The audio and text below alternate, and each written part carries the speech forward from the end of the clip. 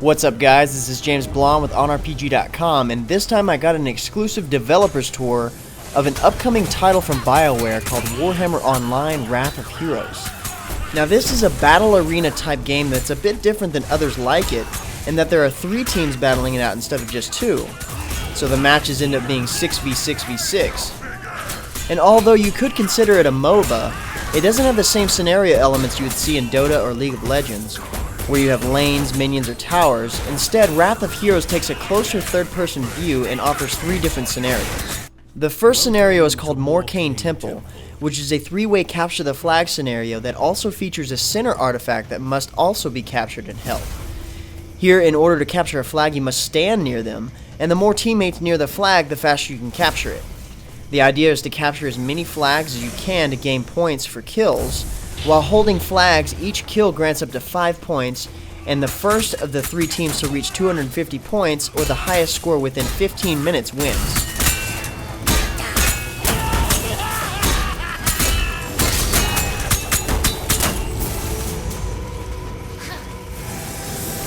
Holding the artifact in the center gives your teams more points for their kills than flags.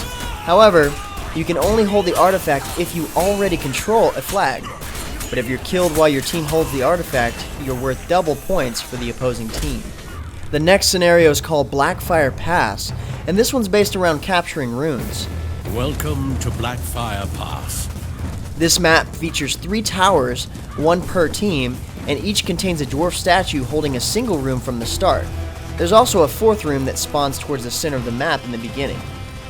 The main challenge of this map is to obtain as many runes as possible, 4 ideally, and your team gets points for capturing runes and can rack up a pretty fair amount of points if you hold on to more than just 1. Plus, the longer you hold them, the more points you get. If you can hold off and kill enemy players while defending your runes, you can also come out as victor on this map. The final scenario is the arena. This is pure deathmatch. Welcome to the arena. Each kill grants up to 5 points, so it's essentially the first team to 50 kills wins. In this map, there are healing, speed, damage increase, and invulnerability power-ups that spawn periodically that you'll want to keep your eye out for. Here, most of the time you see entire teams using damage-dealing champions to try to crush the other teams. You get an introduction to how the game works in a tutorial the first time you log in. The default controls have you use the mouse for movement and tracking opponents, and this had to change. While the mouse is helpful in selecting between targets you're attacking, I decided that it worked better with the arrow keys and remapping the target select key to R, just under the 1 through 5, which are your skills. But there are plenty of other ways to do it. As far as champions go, the game has 11 to choose from as of now, and fall under the 4 different archetypes: melee DPS, ranged DPS, tank, and support. But with that said, most of the champions have a mix of the different archetypes. Bax, the huge orc for example, can take a lot of damage, and in plenty of cases can deal it out as well. Bax has a passive called Clobbering that increases his damage dealt as he gets bigger and bigger. And the only bad thing besides going up against one of these guys is trying to see what's going on in the crowd you put him in. Volric Clawhand has a combo of different skills. Most are melee DPS dealing lots of damage, and others includes Flame of Fate, which blocks healing, Concussive Jolt, which slows, and a ranged attack called Terrible Embrace that deals damage and pulls your target to you. As of right now, there's only 1 healing champion, Glogob.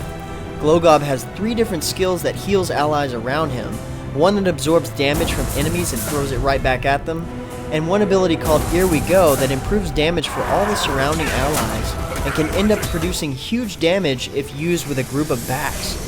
But out of all the champions I was able to explore, my favorite, by far, was Ikrik. This gutter runner is the fastest champion, who works great as a skirmisher. Ikrik has skills that are mainly ranged, in which he throws bladed rings at his enemies, and uses 1 skill as a melee attack that's very effective on weak targets. Unfortunately, he can't take much damage at all, so Ikrik also has a unique skill that I like to call the GTFO skill, that allows him to momentarily cloak himself and become immune to damage to get out of action that can be way too intense. Ikrik is really fun to use in Morcane Temple and Blackfire Pass for capturing flags or stealing runes, And because Ikrik is part of the Skaven clan, he has a passive that increases his damage per additional Skaven character in the group. You start off the game with Lucian, whom you own for good, but there are 3 characters that are free to try and they rotate out every week. And since you own Lucian, you can use the mastery points earned from leveling up by doing well in matches. Masteries are used for customizing your champion in ways of tactics and alternative abilities. As you gain mastery points, you can unlock specific champion masteries that are specific to the champion that was used to unlock them, or you find that others can be used on any champion once unlocked. Any given champion can have 3 masteries slotted at once, but once you've slotted a mastery to a specific champion, other champions are not able to use it until it's unslotted. Some examples of the perks that you can unlock through your mastery tree includes Ikrik's Terrible Transformation, or Volric's Power Unbound that transforms you into a huge creature that delivers massive amounts of damage and can even knock down nearby enemies.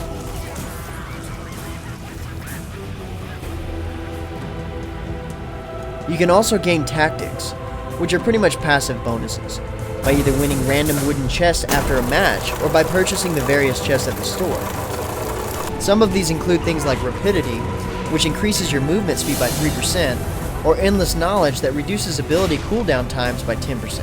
Perks and tactics can now be slotted by free rotation champions.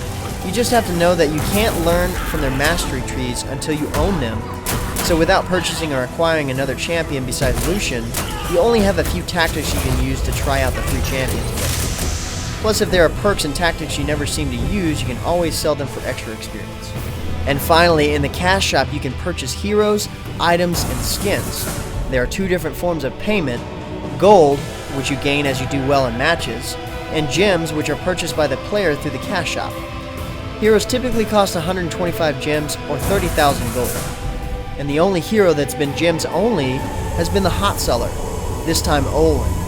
And Glowgob is apparently so awesome he's worth twice the price in gold as any other champion. If you're looking to purchase a character in gems, it would cost you about $10, but you'll have a little left over for purchasing items like short gold boost, short XP boost, health potions to use during a match, or chests that could reveal some nice tactics. Unfortunately, I wouldn't look forward to getting a new hero without purchasing them with gems, unless you grind out 80 hours of playtime for the amount of gold it takes.